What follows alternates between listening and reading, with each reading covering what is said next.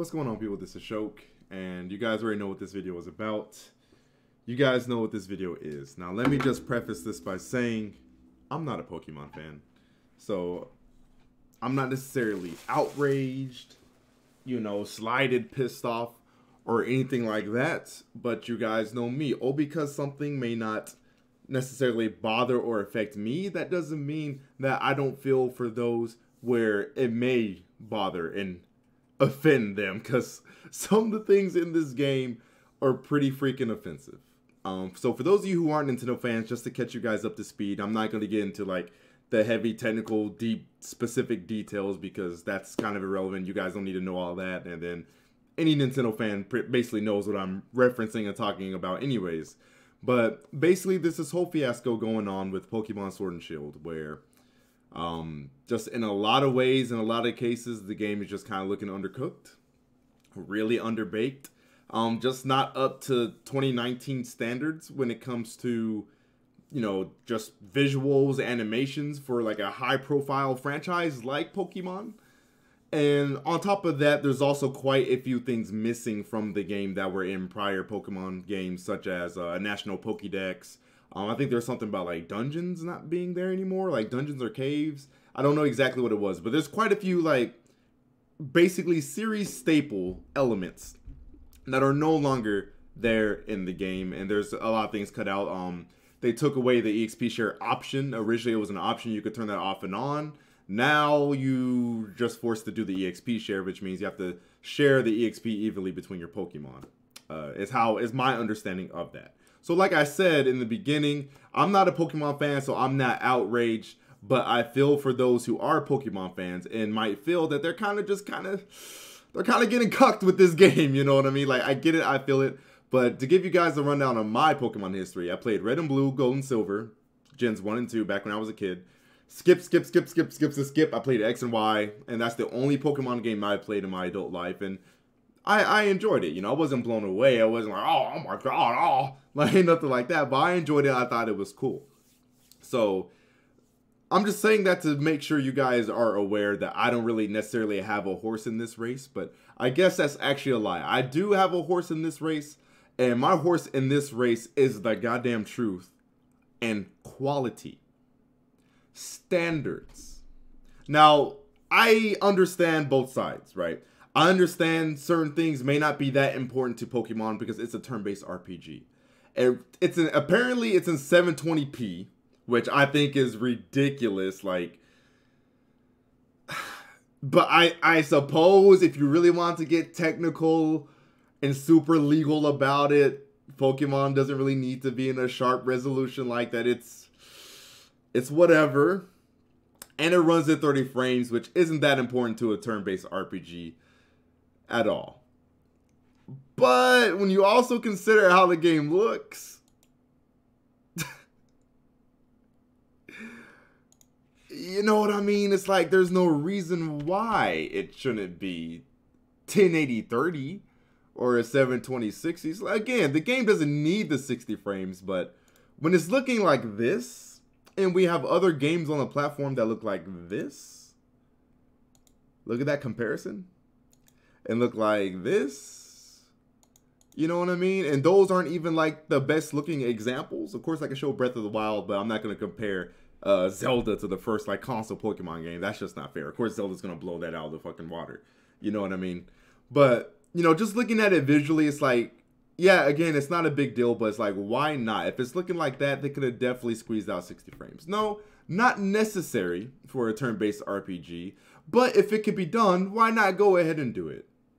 You know what I mean? At least it'll make the animations look smoother, All because a particular genre may not require a super high frame rate like that, that doesn't mean a high frame rate wouldn't still benefit the game.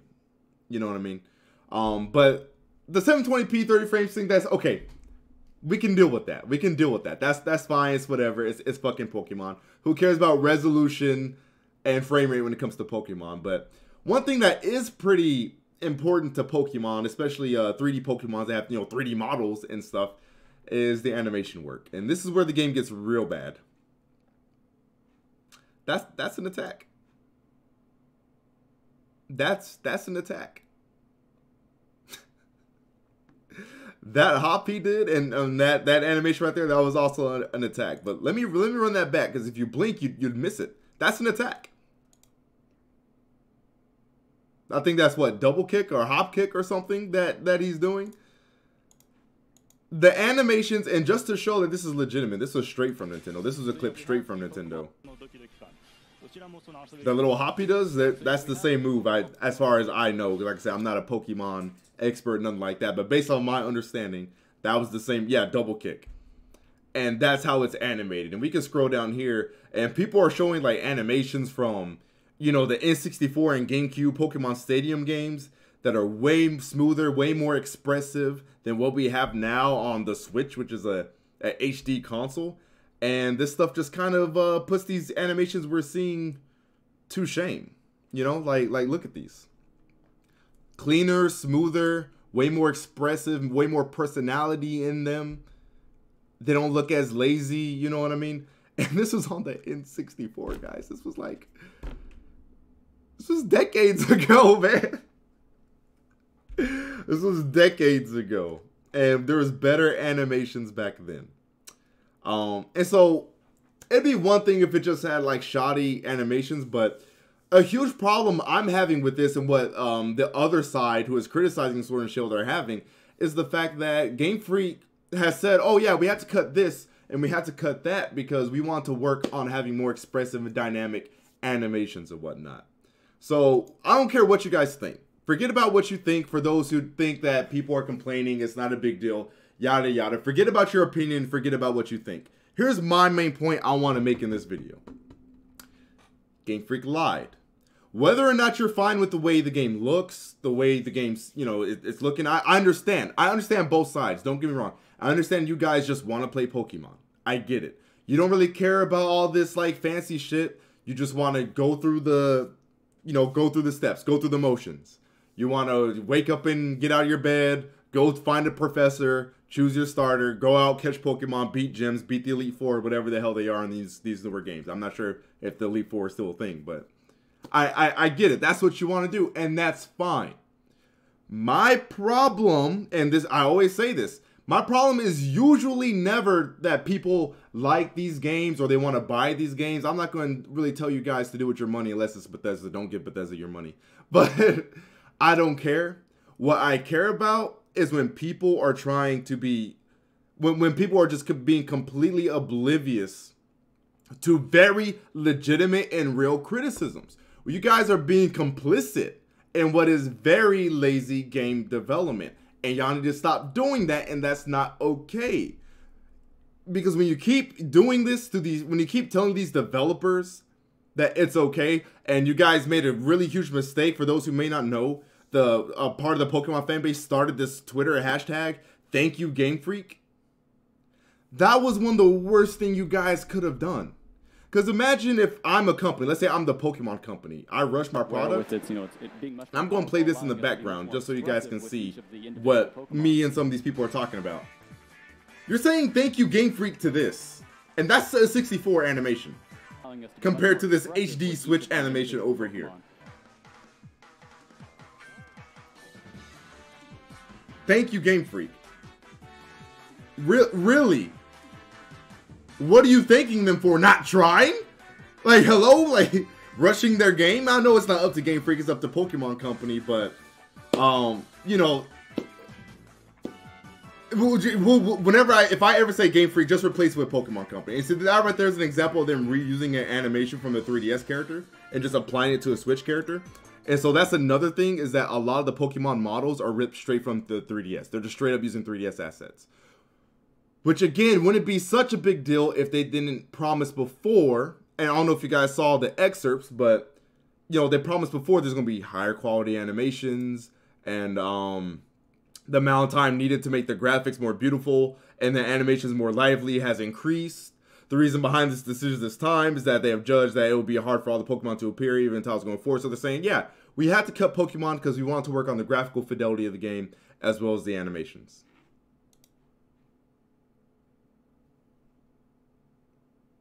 I don't think so. So again, guys, like, oh, I gotta show you guys this one, because when I saw this, I was fucking flabbergasted. I I was shocked because I cannot remember the last time I saw a high profile game that had a fucking turnaround animation like that. Like that robotic, just the whole like walking animation with the model just turning on its axis. Like that took me all the way back to the N64, dude. Like holy shit. Like I can't remember the last time I saw some shit like that. It's amazing.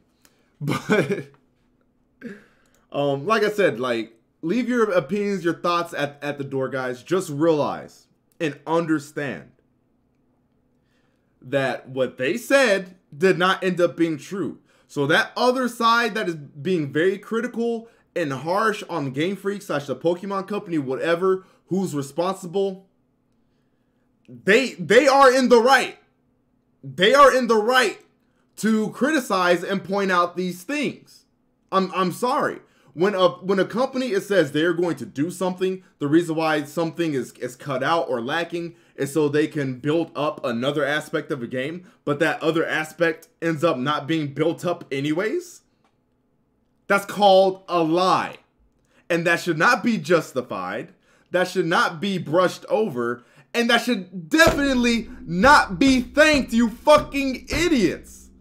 What is wrong with y'all? And if any of you guys have been a long-time viewer of mine, y'all already know where I'm going. Y'all already know how I feel. I say this time and time again over the years. The Nintendo fan base is so fucking complacent, dude. Y'all are so complacent. Whatever goes. Nintendo could do whatever they want. And y'all will gobble it up. And it's one thing to gobble it up, to ignore faults and just gobble shit up. But to defend them and even thank developers for them. People still defend Nintendo's online. Nintendo's online at this point is completely 100% indefensible. We have less features than we had in previous systems. We're paying money now, but we're not getting better netcodes. We're not getting better online features. I'll say this, we are getting a little more online games from Nintendo, which is more than you can say about Sony. Hey. But the online themselves, for the most part, are pretty fucking shit and inconsistent, except, like, I think ARMS apparently had a solid online. I wouldn't know because I didn't play that bullshit. But I heard ARMS had a pretty solid online. But like playing Mario Kart and Smash and Splatoon, just, you know. But let me not get sidetracked. This is about Pokemon. Also follow me on Twitter, guys, as well as my Twitch, twitch.tv/Shokio. But that's pretty much what it boils down to, guys. Like, you gotta hold developers accountable to what they say. But I mean, even if they didn't say it, it's still not okay. This is 2019. This is a multi-billion-dollar franchise, you know what I mean? This is fucking Pokemon. This is one of the highest-selling, highest-grossing franchises of all time. There is no reason why we should be getting animations like that. There's no excuse and no reason. Not from a franchise of this caliber. There just isn't. Now, I'm not saying you guys have to also grab your torches and pitchforks and join in on the fight and all that. I'm not saying that. If you're going to buy the game, if you're still going to enjoy it, that's fine. That's fine. All I'm asking you guys to do is to not enable it. And I know, technically speaking, still buying the game is enabling it. But I know some of you guys can't help yourselves. You're Pokemon fans. You're Pokemon diehards. You're going to buy Pokemon because it's Pokemon. So I get that. So I should say, don't enable it more than you're already doing. You know what I mean? Do not defend this type of stuff. Do not defend this type of animation work. And especially don't thank them. Like, what are y'all doing? So if I was the Pokemon Company and I was Game Freak, and I put out this game looking like the way it is. Oh, and that's not even like all of it. Damn, I wish I could find it. But there's apparently when you climb on ladders, all animations from NPCs or Pokemon around you, like they freeze and stuff like that. The draw distance is absolutely terrible. Oh, what's this right here? I've heard people complaining about being teleported to completely different realms. Oh, that's a meme. That's a fucking Skyrim meme. Wow. Wow. I got bamboozled. I'm just going down my timeline and see if I can find something else about it. Oh, here it is. Yeah. So here's an example of like you climb up a ladder. If you see the trainers here on the left, all of a sudden their animation just stops, as well as this Pokemon right here. It just freezes. So there's just like weird, just like almost like buggy seeming things like that. I'm not gonna get into all the shadows and all that. That's whatever. I know you guys don't care about that, and it's Pokemon. We don't really checking for shadows like that in a Pokemon game. But I understand it's a Pokemon game. It's not about the graphical fidelity. I'm not expecting fucking PS4 God of War, you know, physics and you know, realism and ray tracing, all this in a fucking Pokemon. And I understand it's also Game Freak's first HD game. But alas, I'm sorry, I have to put my foot down. And I have to stay steadfast. It is 2019. I don't care what game it is. There are certain standards we should hold developers to in this day and age. The stuff I'm seeing in this game is not okay, period. Please don't defend it. Please stop being complicit in lazy game development. Now, I understand that, again, that this might come down to the Pokemon Company, and they're trying to get this game out in time to like match up with the anime and the merchandise and all that. I understand that's a thing, but also when you're, you know, a company that owns fucking Pokemon and you have Pokemon money, you hire as many people you need to get the game out in a certain time and still be well made. You know what I mean? That doesn't excuse the fact that they have the resources to make this game look better than it actually is, and also include more Pokemon. I read that there was like 65% of Pokemon missing or something like that, which is a pretty crazy fucking number. Like 65% of all Pokemon missing. That's pretty huge in a Pokemon game. There's no like national Pokédex, so completionists kind of feel a little bummed out about that. Like I said, there's something about no dungeons / caves or something like that as well. So there's just a lot cut out, and they try to justify everything they cut out because they're like, oh, we had to sacrifice that to do something else. But turns out they didn't really do those other things they said they were going to do that caused them to cut those features or those Pokemon in the first place. Stop enabling this, guys. Fallout 76. Fallout 76 would not have happened if the Bethesda fanbase just said something about Fallout 3, Fallout 4. Skyrim, right? If the fanbase actually criticized and called out Bethesda for releasing alpha state games, maybe 76 wouldn't have been shit as it was. But lo and behold, this is how we are. So just know, all y'all thinking Game Freak and shit like this, I'm not saying it will happen, but I know if I was a developer and I had no ethics, I'd be like, yo, I released this shit, and they ate that shit up. They even defended me. Like, they picked me up, like, you know, in a crowd, and like, you know, they hailed me. You know what I mean? Like you know, all hell Game Freak for this. Why would I try the next time if I'm being defended, not doing as good as the job as I know I could, not including everything I know that I could? That's how a developer without ethics would think. So y'all be careful defending Sword and Shield right now, because it might end up backfiring on y'all in a later title. Let's all be honest, because we all dreamt it as a kid.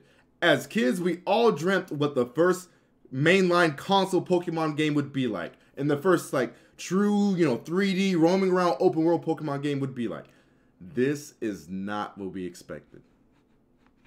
This is not up to what we imagined. This is not up to our standards. This isn't up to modern video game design standards.